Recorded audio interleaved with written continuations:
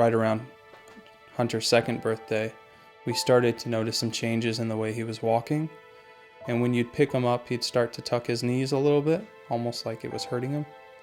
December 28th, he wouldn't even stand at that point. He would just fall. We decided to go ahead and take him into Seattle Children's. A really nice woman walked in, and she had introduced herself as a doctor.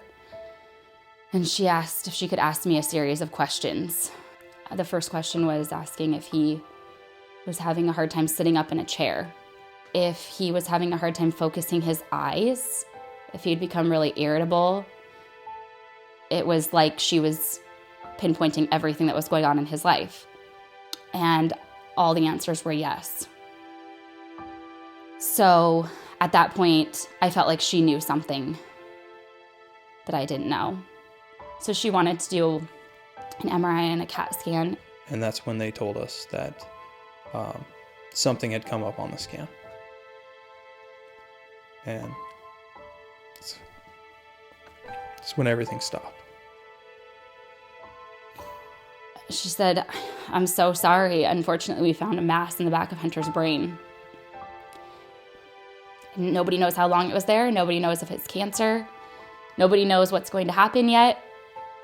They just know that there was a ton of fluid built up in Hunter's head that was causing all of his symptoms, and that pressure needed to be relieved right away. Because if it wasn't, that could actually kill him." My husband kept telling me, let's try not to cry in front of him. Let's try to make him feel like nothing's wrong, nothing's happening. He had no idea.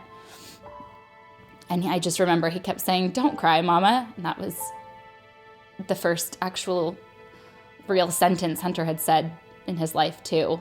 I only got to see him for about 10 minutes before they whisked him back to surgery. And at that point, that was my first realization that I might not see him again. I can't remember the in-between. It seemed like as soon as they had told us everything, life just stopped. And they took Hunter immediately, and they said, "We have to take him back." And I remember we just sat there.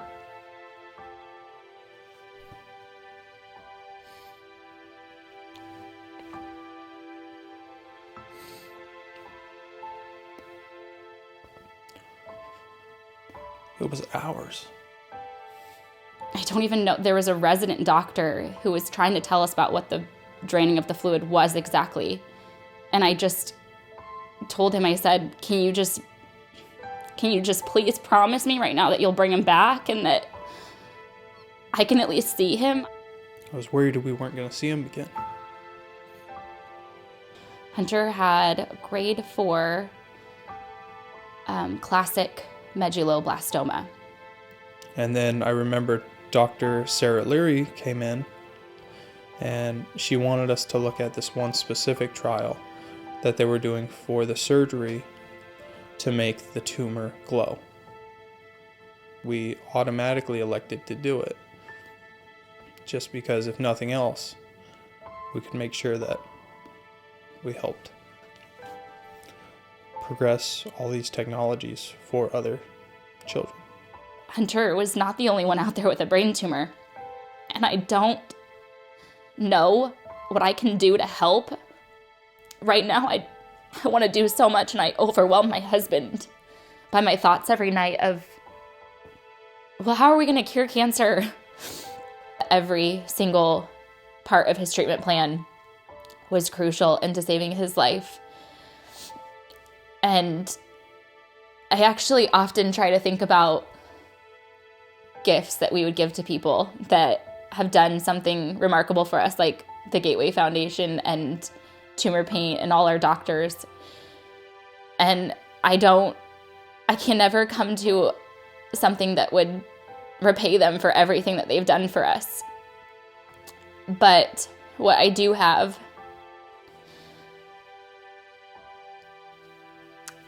is Hunter going into celebrating his 3rd birthday and no longer having cancer and talking and walking and wrestling with his brother and saying his ABCs and being a normal, perfect 3-year-old. And it was because of donors that made the tumor paint trial possible for a patient like Hunter, and hopefully many patients after Hunter. Saturday mornings, I usually wake up to him coming into the bedroom, tapping on my face, saying, "Time to wake up, Daddy." Now we're just trying to be a family with 2 beautiful, healthy boys.